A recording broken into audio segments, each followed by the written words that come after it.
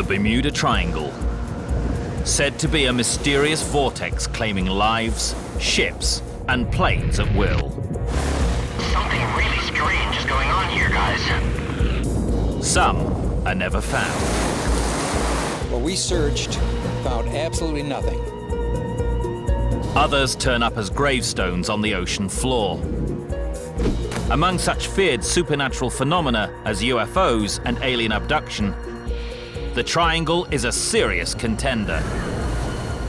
This program is setting out to unravel its secrets, finding out what lies behind the myth. Flying into the heart of the Bermuda Triangle.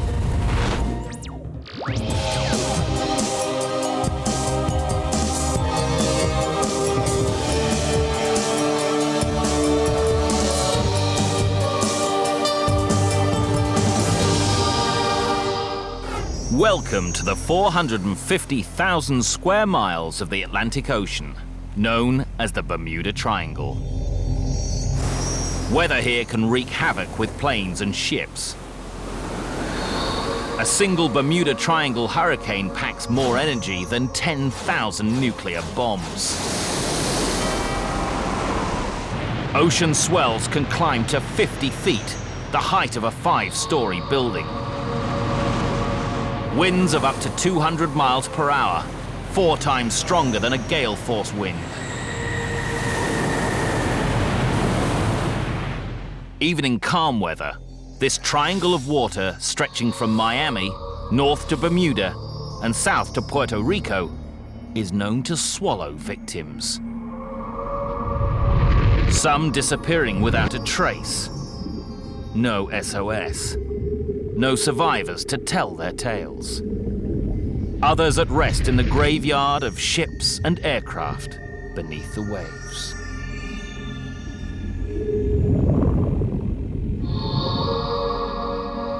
Firm statistics are impossible to come by, but some ships, planes, and people have vanished without explanation. Others for reasons that have come to light later on. In 1918, the supply ship USS Cyclops left Barbados. Shortly afterwards, all contact ceased. And in 1963, the SS Marine Sulphur Queen made a routine call from near Key West and was never heard of again. Scientists insist there is nothing unusual about the Triangle waters, and statistically, the skeptics are probably right. Yet the stories, the legends, have only grown with time. But why this myth about a stretch of water?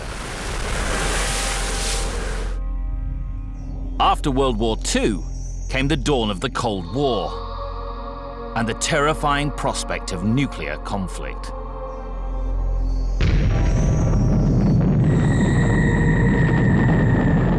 Uncertainty and fear helped foster inexplicable myths that flourished in films and popular culture.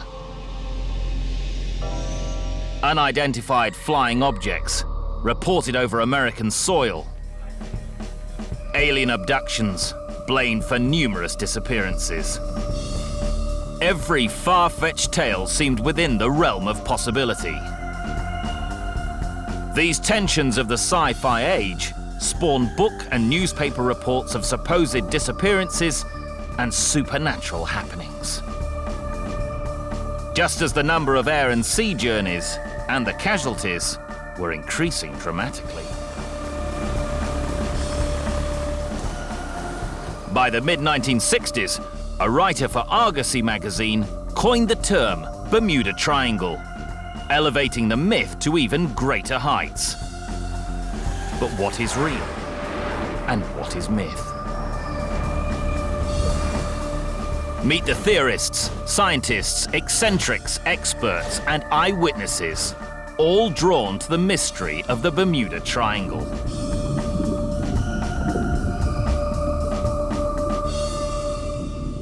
Paul Vance is one man who does believe in the mystery of the Bermuda Triangle. He claims to have seen something strange on a boating trip. Perhaps a UFO. My friend Doug Gerd and I were leaving West Palm Beach, started watching a particular white light that came across the sky, and then it stopped. This was not an airplane, it was a single white light. And after it stopped, a cloud just appeared underneath it. It was spinning. It kind of looked like a tornado, but it wasn't that long as a tornado. Just almost at the same moment that I noticed the light stop, my engine started running rough on my boat. But I was so mesmerized at what I was seeing that I hardly took notice of it. Paul Vance's story is impossible to prove or disprove. But science does offer a few logical explanations for many Bermuda Triangle mysteries. One of the most commonly held theories revolves around weather.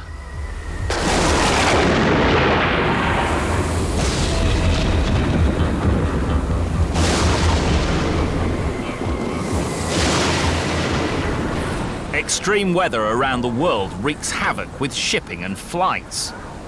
And the Bermuda Triangle is no exception.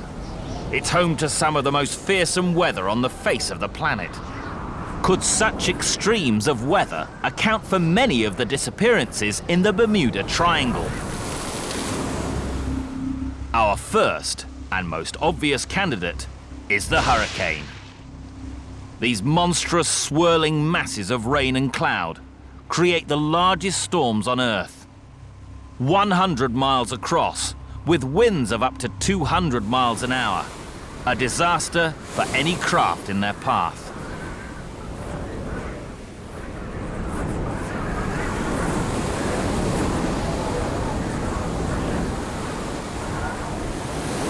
Powerful storm surges, which crash onto land, account for many hurricane-related deaths. Their power can surprise even experienced hurricane hunters, like storm photographer Jim Eds, who has felt the full force of a hurricane in the Bermuda Triangle. I was filming the downstairs of a house that had been gutted out by the waves, and I moved to across the street, and as I was going there, a wave came and clipped me from behind. Eds almost lost his life as the force of the impact snatched him away. He was dragged 300 feet in the jaws of the storm wave before he finally managed to escape. This time, he was lucky.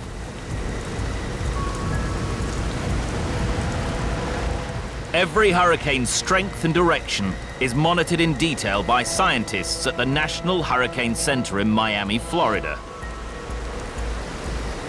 Despite their efforts, Mother Nature still springs surprises. The awesome power of storms such as August 1992's Hurricane Andrew can trump even the best weather experts, such as Jim Lushine, with heartbreaking results. I was at the Hurricane Center working, looking at the satellite pictures, putting out the hurricane local statements. My wife, who had lived in the house for 20 years along with my two daughters, actually talked to me on the phone and said, "Jim, is this going to miss us? We think the wind is not very strong here right now." And I said, "No, I'm sorry, honey, this is it."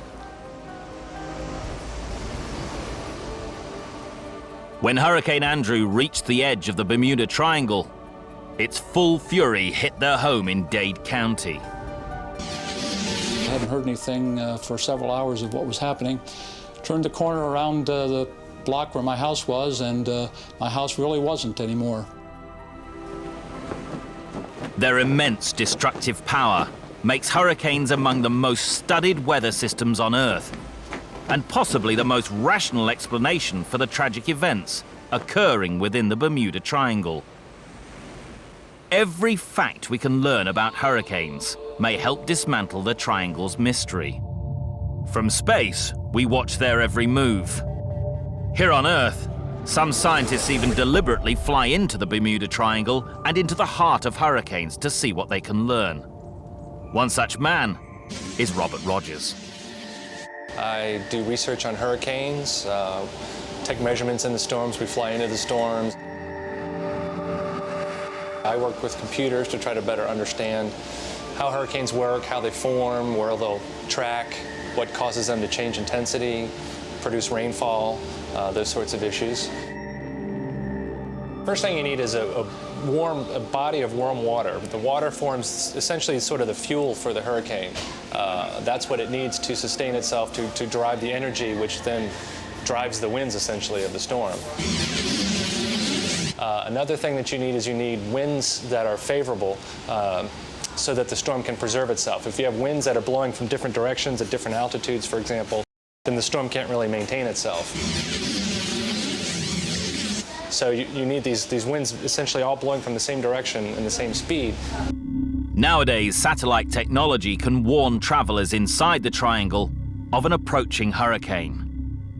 Along with better navigational systems, that may explain the recent trend for fewer calamities or disappearances with each successive year.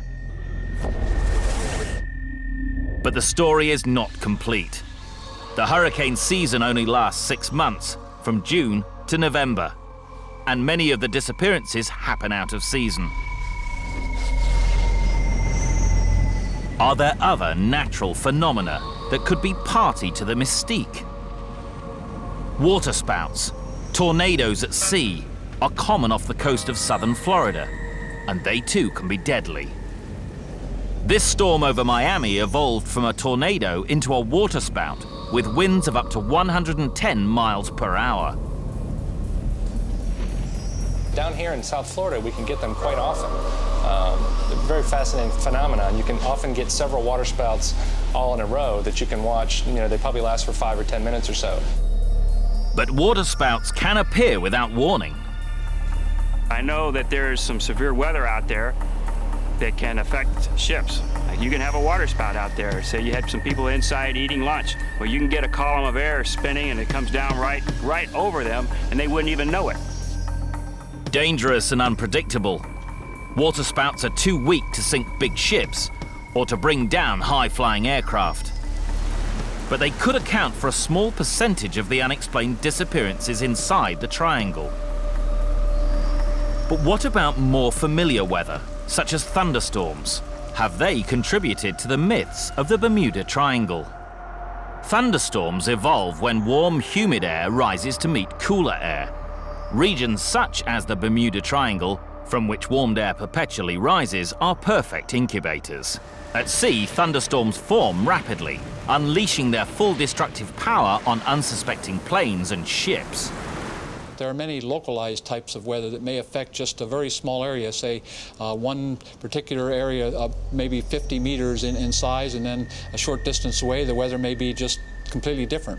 And these can come in the form of thunderstorms, which will produce microbursts, downbursts of wind that come down from the thunderstorm and create a great gust of wind, perhaps as high as 100 miles an hour, that could tip over a ship or do a lot of damage to a boat like that. Along with thunderstorms comes lightning, a constant threat in this part of the world. Dave Ease has been a dive boat captain for Stewart Cove Diving in Nassau for 14 years. He dives in the waters of the Bermuda Triangle almost every day.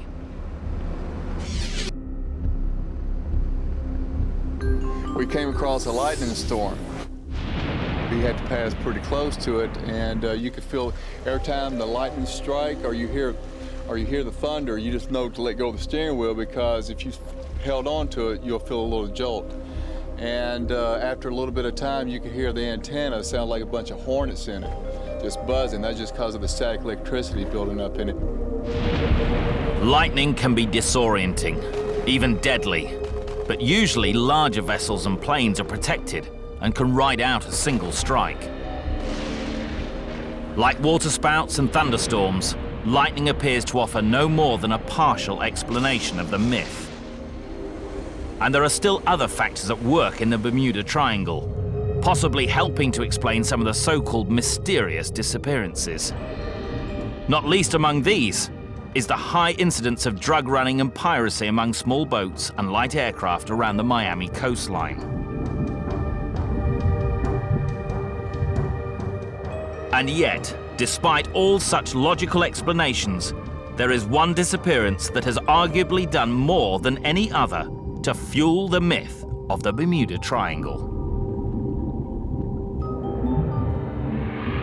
On one fair weather day at the end of the Second World War, 5 naval aircraft carrying 14 young airmen vanished without a trace. The disappearance of the US Navy Flight 19 captured the public imagination as the greatest of all Bermuda Triangle mysteries. The scale of this calamity was made all the more tragic by the losing of so many men just months after World War II. These are the haunting shots of the crew of Flight 19.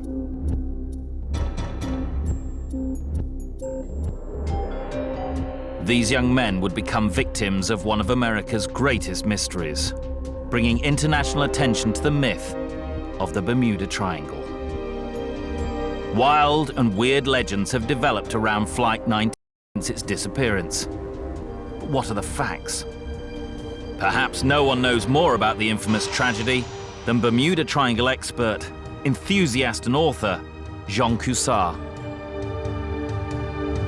In terms of the triangle, I consider myself the person who bothered to write the biography on it, all the mysteries about it, the facts instead of the fiction, instead of the legend, instead of the hearsay.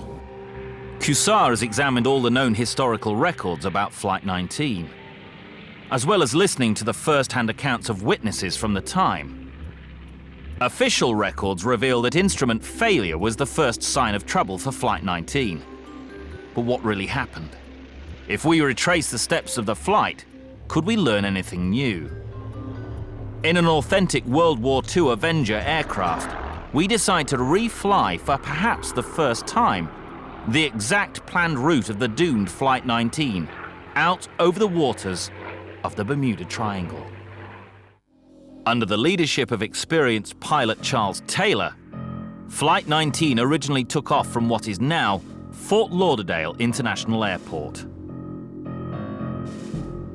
The planes, 4 of them carrying a crew of 3 and one with just 2 aviators on board, were to fly a 4-sided route from Fort Lauderdale to Bimini, Great Harbor Cay to the island of Grand Bahama, and then back to base. The weather was fair. Simple enough, you might think. The first leg was to take them toward Bimini, around 56 miles out from their Fort Lauderdale base, with some torpedo practice over Chicken and Hen Shoal en route. The plan shows them continuing east on a compass heading of 91 degrees for 67 miles.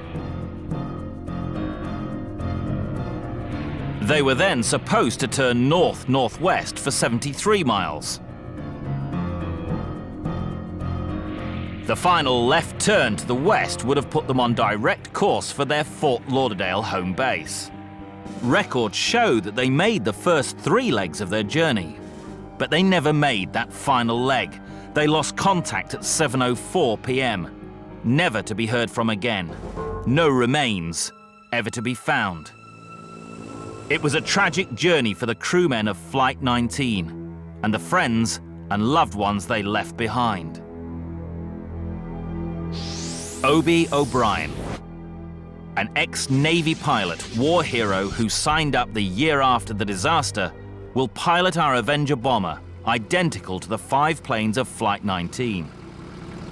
In 1950, I was flying the Corsair in a Corsair squadron, and we went to Korea on the USS Boxer. I flew 40-some missions, and during that time, I was awarded the Air Medal.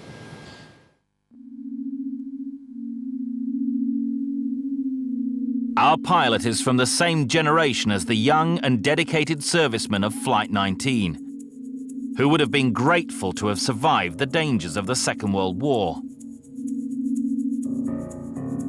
To make our flight authentic, our plane will navigate with the same basic method as was used by Flight 19 and other pilots for years, steering by compass and watching the islands below.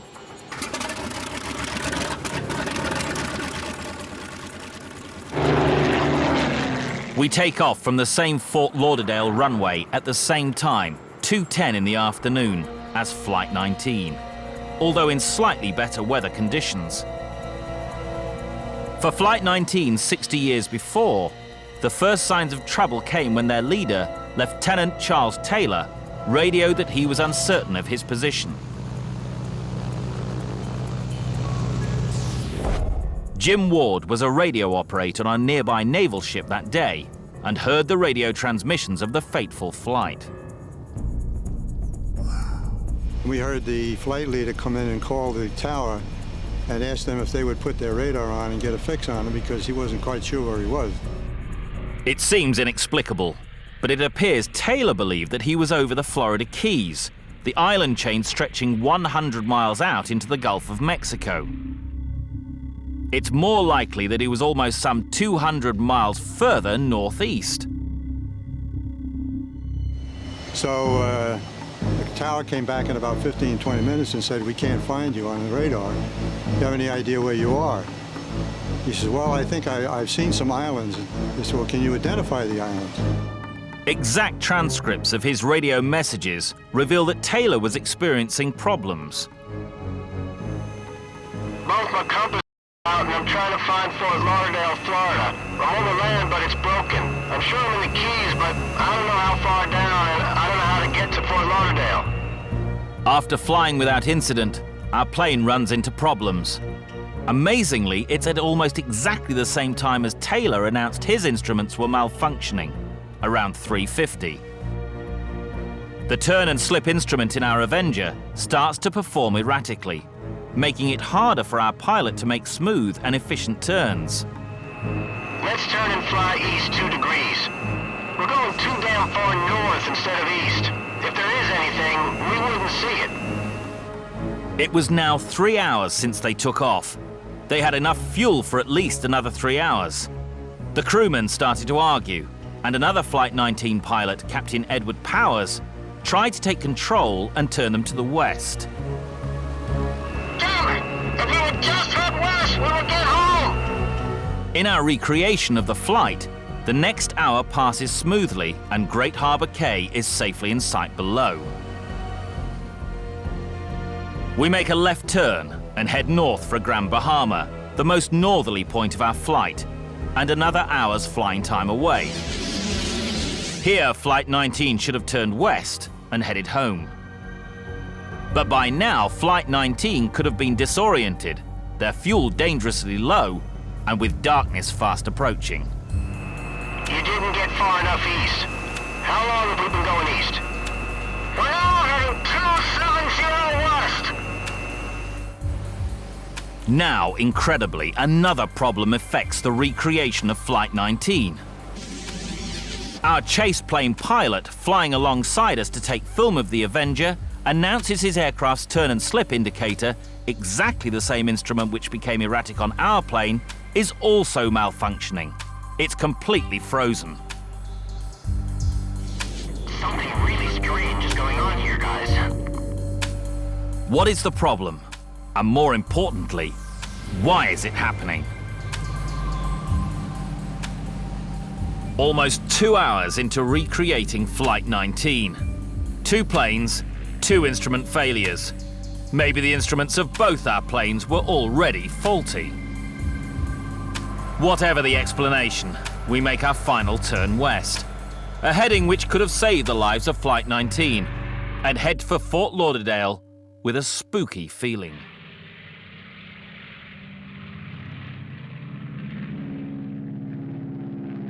Flight 19 never made that final turn west.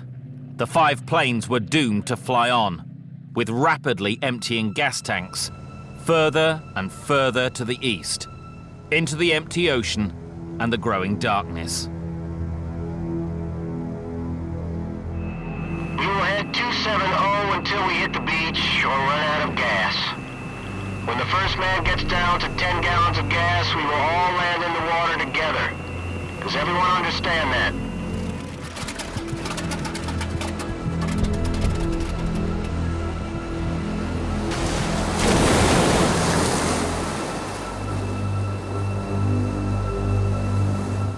And that was the last that we heard on the radio. They asked him how much gas he had left. He said about a half hour, 20 minutes. We waited till that half hour went by, and there was no more activity on the radio. We knew they were down someplace, but we didn't know where. So they sent out all the boats and all the planes that they had available to go look for them. Navy rules dictate that all the planes in a formation should ditch together in such a crisis.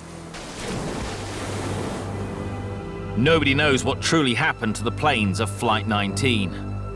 Why wasn't a single crewman, life jacket, or piece of wreckage from 5 7-ton planes ever found?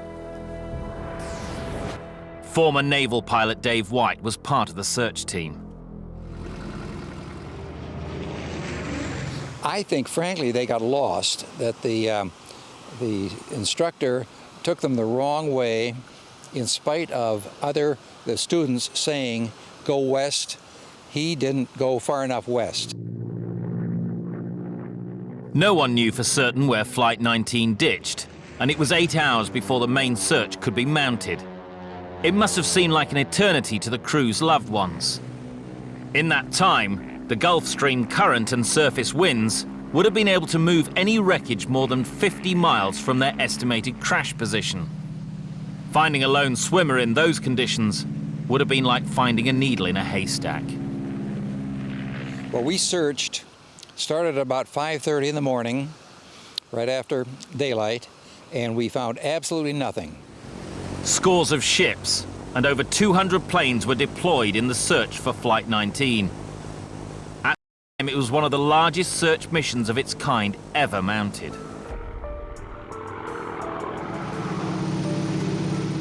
What is it like to be the first pilot ever to refly that fateful, tragic journey and get home safe? Avenger pilot O.B. O'Brien. I could almost feel the presence of those 14 brave men who perished 60 years ago. And it's a very sobering feeling. The disappearance of Flight 19 and the media frenzy that ensued solidified the legend of the Bermuda Triangle and still remains its best-known mystery. But these 5 planes of 1945 were by no means the last to go missing. In 1948, a DC-3 took off from San Juan, Puerto Rico on December the 27th, bound for Miami. It disappeared without trace. In 1963, 2 huge KC-135 aerial refueling military planes crashed on a return flight to Homestead Air Base near Miami on August the 28th. Flying 500 feet apart, they fell out of the sky simultaneously from around 36,000 feet. But the 2 planes did not just disappear. Wreckage was found. But had the 2 planes collided? Was it simple pilot error? We will never know the exact truth. Revealing how easily facts can become myth, this flight too has passed into the annals of Bermuda Triangle legends.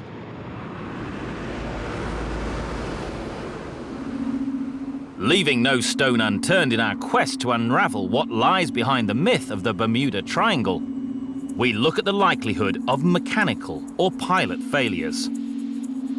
Could human error and spatial disorientation offer an answer to why some planes disappear?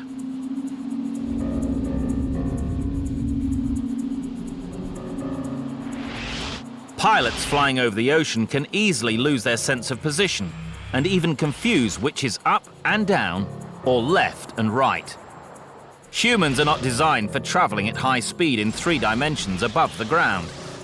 Even on a clear day, it's possible to become disorientated and confuse sea for sky, especially when light is reflecting from the ocean's surface, common in this part of the world. In mist and fog, the problem is even worse. And if it is no longer clear which way is up and down, it would be easy to fly straight into the ocean. One person who well knows the dangers of pilot disorientation is Florida flying instructor Carol Collins.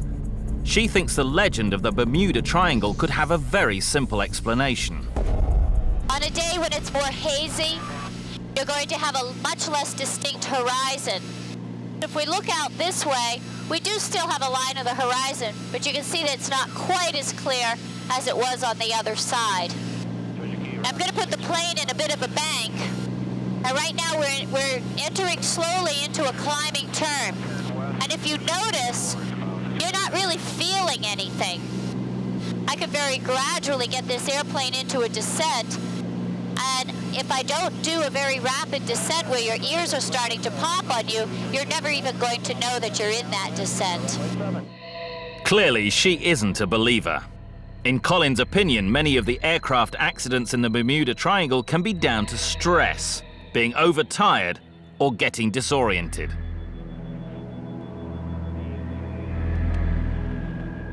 But what about the disappearances of ships? Is it possible that human error could be at work? Weather scientist Chris Lancy agrees that there is an explanation for most incidents.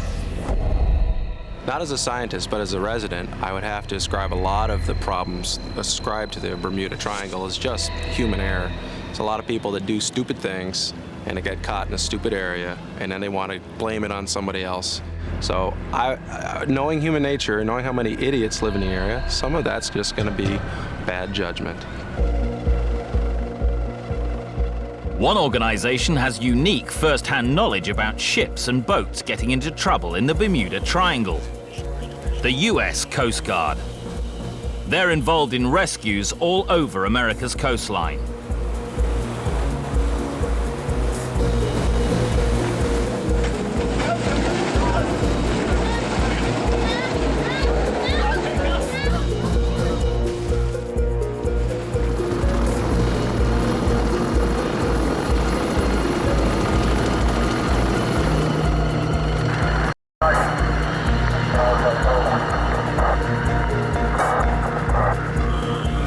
Chief Petty Officer John Guthrie, crew member of a Miami Station Coast Guard helicopter, and a proud member of the busiest sea rescue service in the world. He knows exactly how easy it is to become disoriented. Sometimes you get a haze, and if it's a real calm day, you'll get the water looking like the sky and the sky looking like the water. According to the US Coast Guard, in a review of aircraft and vessel losses in the area over the last 60 years, there has been nothing to suggest that casualties were the result of anything other than human error or mechanical failure. On an average day, the US Coast Guard saves 11 lives and assists more than 130 people in distress. In recent years, a higher percentage of those needing help have been safely rescued because of a new, more accurate generation of a rescue device called an EPIRB, an emergency position indicating radio beacon. EPIRBs are credited with saving more than 14,000 lives worldwide since being introduced in 1982. In the Bermuda Triangle, thousands of rescues are made every year. The EPIRBs play a vital role in locating distressed vessels. They can take this with them into the water if their boat sinks and activate it. And what this does, it sends a signal to the satellites, which has a code for each individual 406 EPIRB. Officially, the US Coast Guard doesn't recognize the existence of the Bermuda Triangle. But there are still cases where the Coast Guard has been unable to find a missing vessel, even when they have been carrying an EPIRB beacon.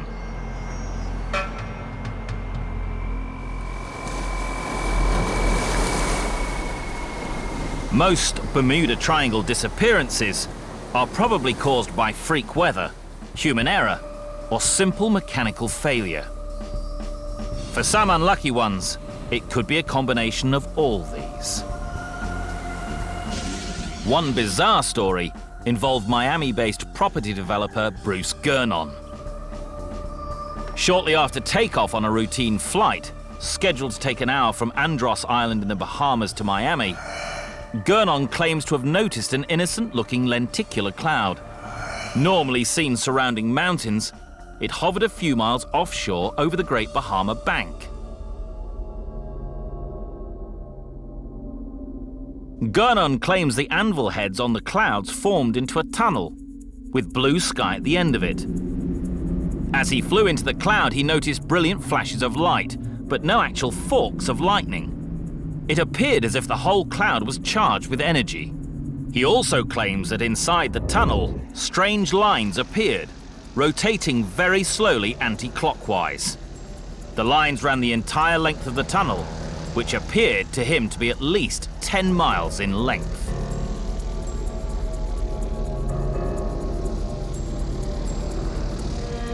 And it should have taken over 3 minutes to reach the other end of the tunnel. But it only took about 20 seconds.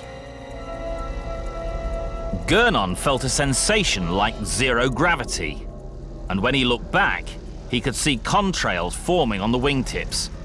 He watched the tunnel slowly collapse into a slit.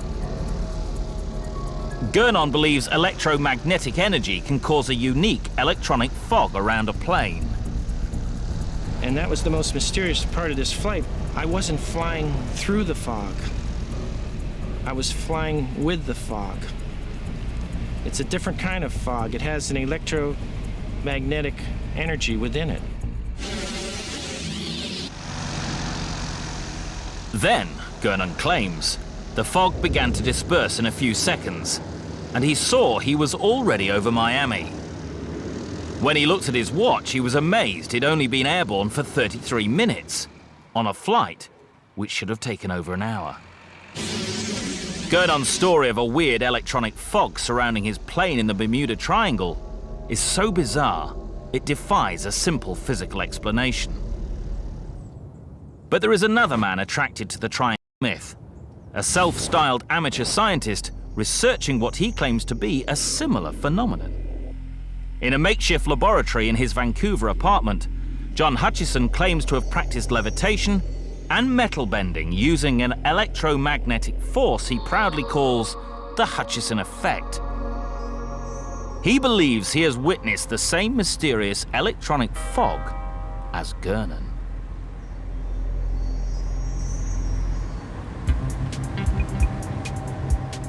Sometimes uncovering the bizarre means meeting those seeking answers outside the box. Hutchison is to some an eccentric dreamer, but according to others, is a pioneer of science. My qualifications is basically, I just made it to grade 8. I have no qualifications whatsoever. The metallic mists that I created in my own research, which resembles Bruce Gurnon's special electronic fog, and I'm comparing my notes to metallic mist, and what I've seen, this ball of metallic, dense, grayish white material appearing out of nowhere. I know there's a correlation between the two of them. Hutchison says his story began in May 1980, while experimenting with the equipment he had squeezed into his small apartment. He says he noticed slight movements in objects near an electric field he was generating. He tried moving objects into different areas of the field before suddenly meeting with success, making a 60-pound cannonball levitate above the table's surface. With the early experiments I was doing, it captured a lot of interest from people from all walks of the scientific community, and that's the levitation, the metal turning all kind of strange and mushy. And people felt that there was a lot of applications for this technology that I discovered. Hutchison claims to levitate objects and warp metal, using a combination of radio waves and powerful million-volt electromagnetic fields. Has he actually found a way to neutralize the force of gravity? Truth is, nobody's taking him too seriously. The established scientific community are not exactly beating a path to his door to follow up his astonishing claims. And there's another problem. It's Hutchison's film, so there's no way to check his claims. Hutchison says that the effects he has filmed are powered by an incredible energy source. He is vague on the details, but claims it's somehow related to the so far unproven scientific theory of zero-point energy. A cubic foot of it can actually power the Earth's energy needs for 100 years. Scientists say even the concept of harnessing zero-point energy is no more than completely theoretical. Undeterred, Hutchison still believes he may have unlocked this hidden energy. And he believes that inside the Bermuda Triangle, such energy may occur naturally and unleash effects similar to those he says he witnessed in his makeshift laboratory. To Hutchison, these zero-point forces could be powerful enough to warp and flex aircraft bodies, even split ships' hulls wide open. Hutchison believes that his amateur experiments could shed light on the forces at play in the Bermuda Triangle. To date, they have not been verified or replicated. No ship or plane wreck is known to exhibit the symptoms he describes. His theories of unlocking energy by electromagnetism perpetuate the myth of the Bermuda Triangle, but shed no light on the realities of the situation. It's no more than coincidence, but other triangle theorists also link the forces of magnetism with the Bermuda Triangle legend. The Earth is like a giant magnet, surrounded by the magnetosphere, fields of magnetic force stretching from pole to pole. One effect of that magnetic field is sometimes visible in the form of the polar lights, known in the northern hemisphere as the aurora borealis. The fluttering lights are driven by the sun's energy, particles that are swept towards the poles by the Earth's magnetic field, colliding with our atmosphere.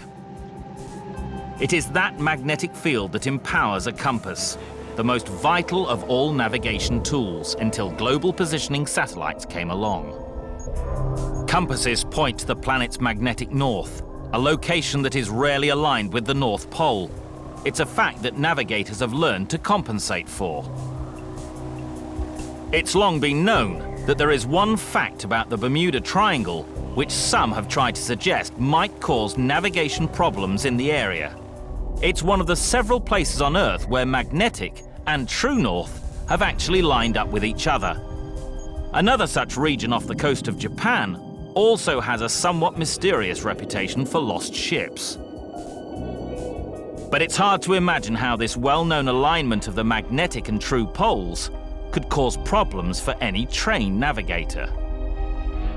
And yet we have learned of little-known evidence about the Earth's magnetic field, a finding that the magnetosphere over the Bermuda Triangle is changing more rapidly than anywhere else on the planet. In this one respect, it means that the Bermuda Triangle is unlike any other place on Earth. And the evidence comes from 400 miles out into space.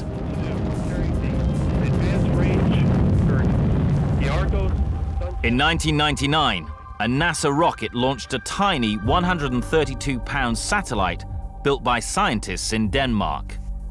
Since then, the Ørsted satellite has passed over the waters of the Bermuda Triangle more than 25,000 times, measuring the strength of the Earth's magnetic field.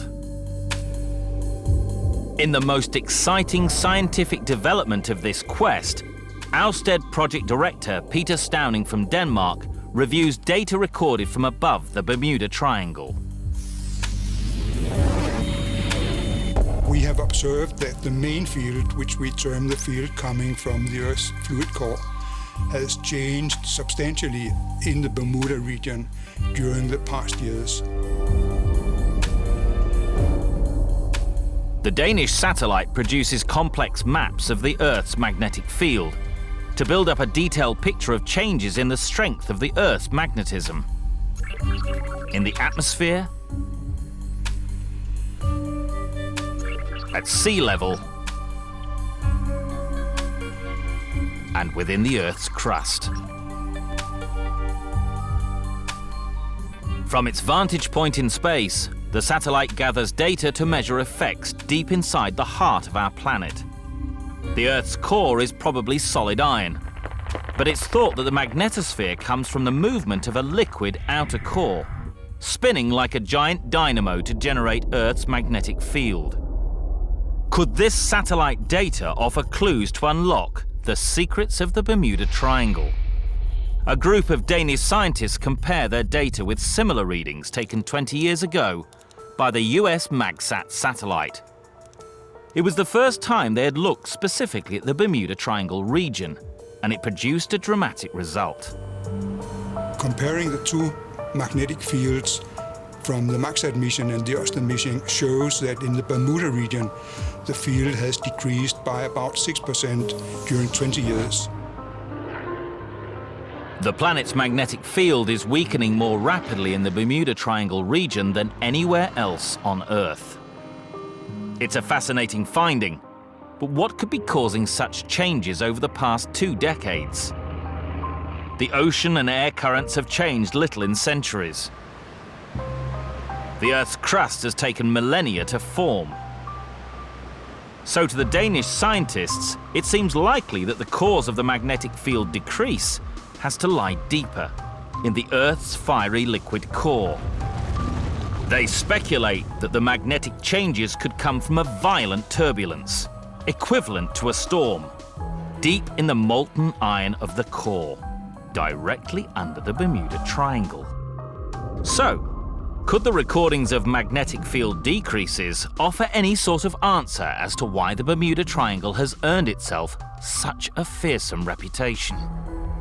Triangle theorists ask, if the magnetic field in the Bermuda Triangle has changed so much, could it be affecting navigation systems or weather patterns?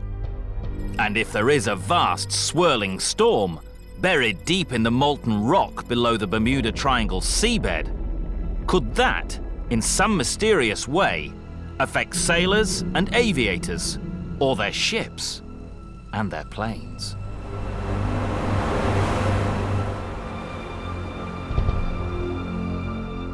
These seem unlikely scenarios.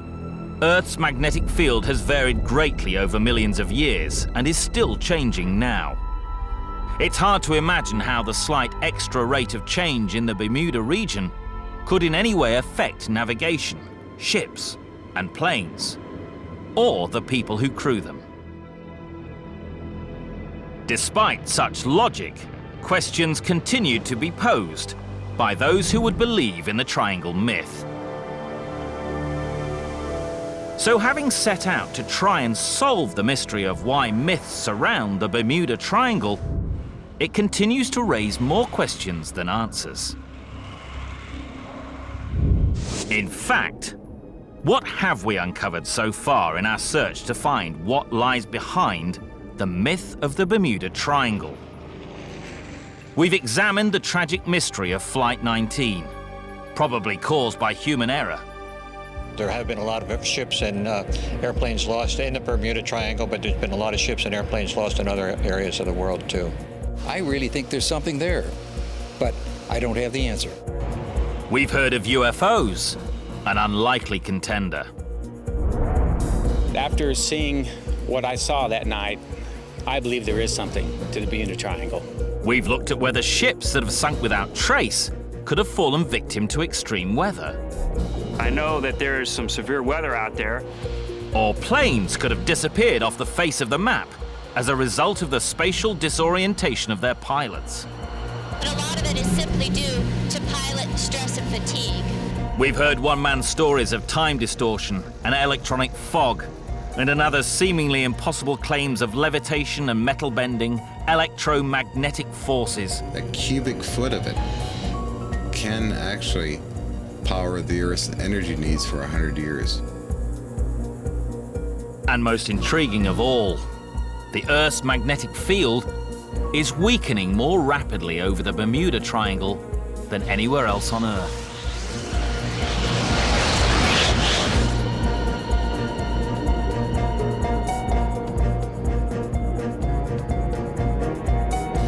But at the end of our journey, no one reason satisfactorily accounts for the Triangle's strained reputation.